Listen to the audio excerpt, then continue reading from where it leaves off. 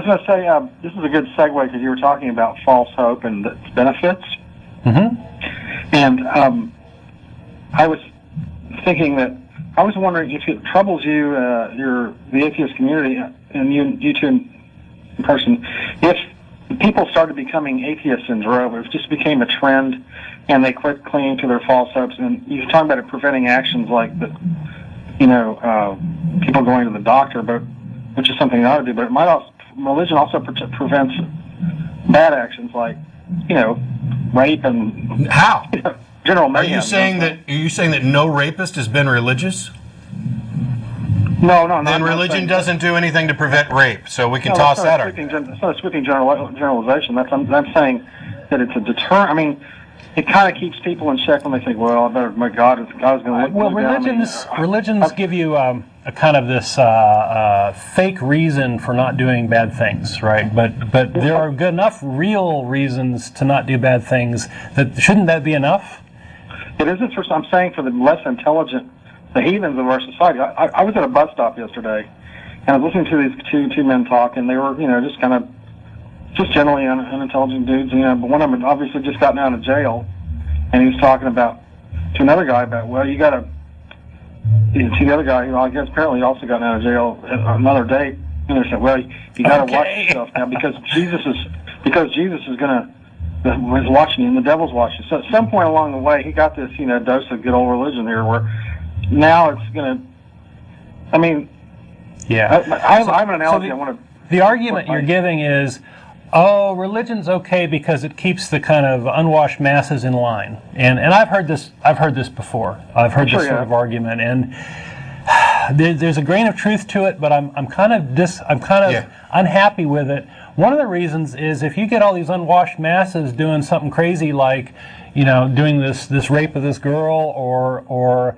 going off and beating up on gays because they're making money off of gays or whatever, the church is making money off of gays, then you sort of have this loose cannon effect where these people who, based on no real reason whatsoever, are going off and doing horrible things. So you can do bad things in the name of religion, and I think you can do worse things if you aggregate a whole bunch of people together doing one thing, right, based on the results of a religious leader.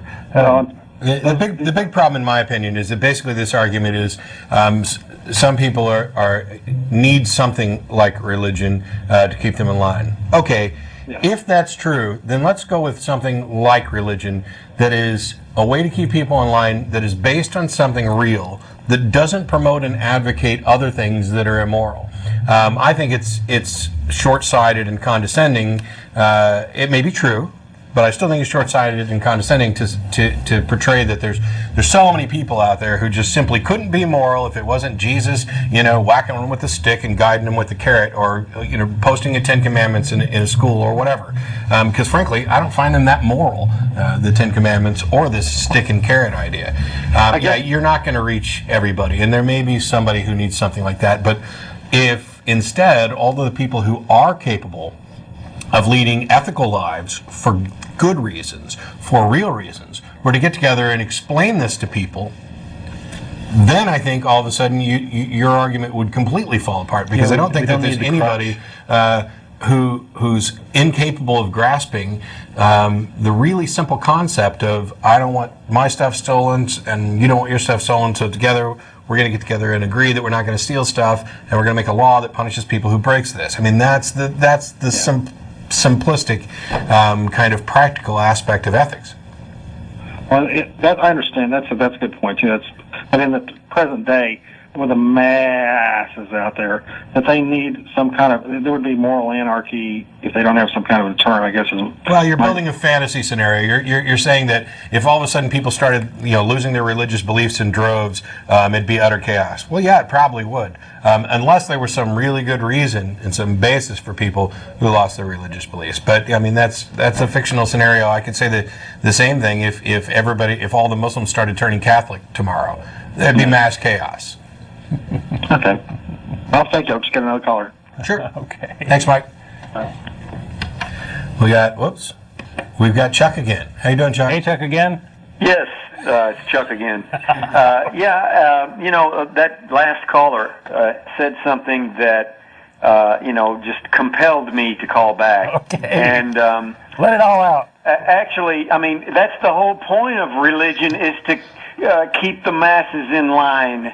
That's why it was invented in the first place. I don't know that I'd say that. I'd say that it's a useful tool for doing that. It is a tool for doing that. It's been used that way. I think elements of it were specifically constructed for that purpose. And not also, necessarily. they were to get the masses to go to war. Yeah. No. It's a great motivator. It's a great uniter. Sure. It's just and the problem is, governments would take advantage of it. And like I said earlier, that is what has made this country the great country that it is, because this country, our founding forefathers, had the sense enough to keep the church and the church and the state separate. Right. And another thing, he said, what would happen if droves of people started becoming atheists? Well, it's already happening. I